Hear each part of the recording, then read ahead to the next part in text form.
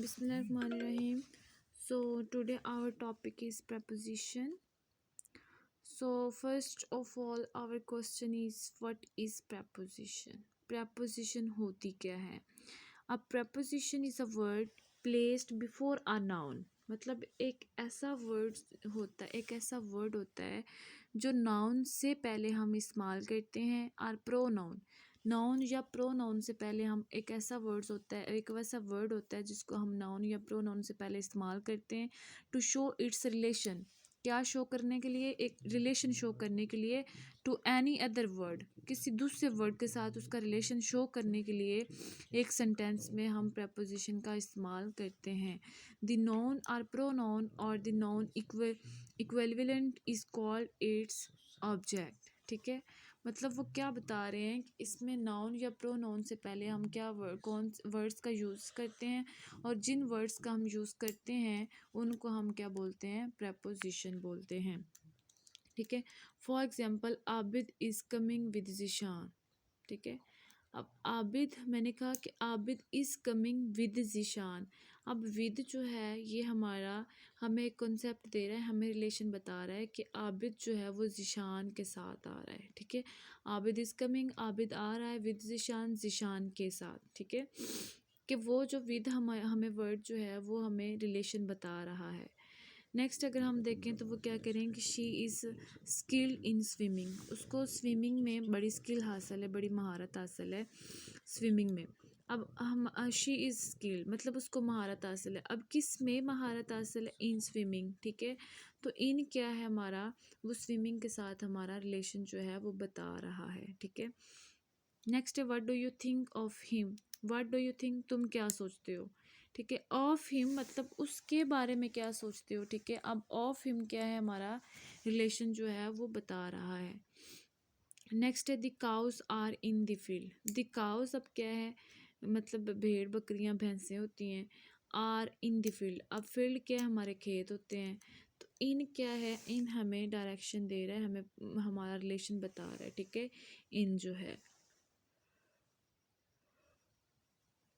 Next है you should stand by him, मतलब तुम्हें उसके साथ ज़रूर खड़ा होना चाहिए। ठीक है, you should stand by him. By him हमें क्या शो करवा रहा है कि मतलब उसके साथ आपको खड़ा होना चाहिए। The sky is above our head. The sky is above our head. ठीक है, अब अबव हमारा क्या है? हमारी preposition है।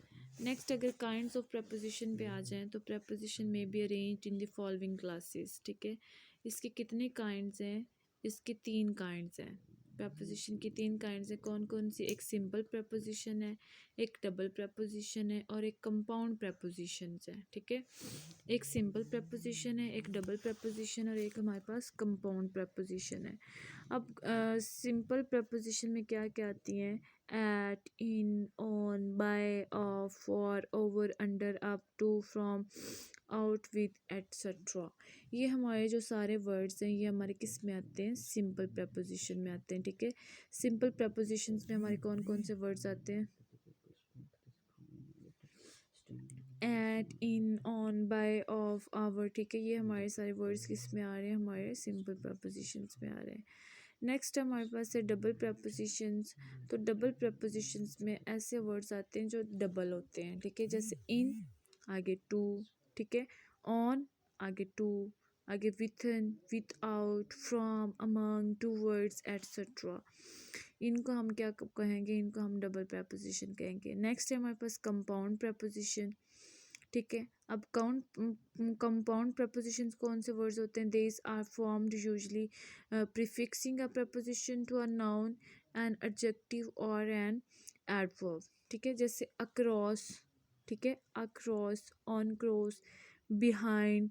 ठीक है, बिहाइंड, आगे है अलोंग, अलोंग। ठीक है, बीनीथ, बनीथ। ठीक है, बानीथ। जैसे नेक्स्ट है हमारे पास बिसाइड्स। ठीक है, बी साइड्स। नेक्स्ट है हमारे पास underneath, underneath. prepositional phrases are phrase prepositions, group of words used with the force of a single preposition or called prepositional phrases are phrase preposition। for example, he succeeded by dint of merit। ठीक है, please give me a pen instead of a pencil.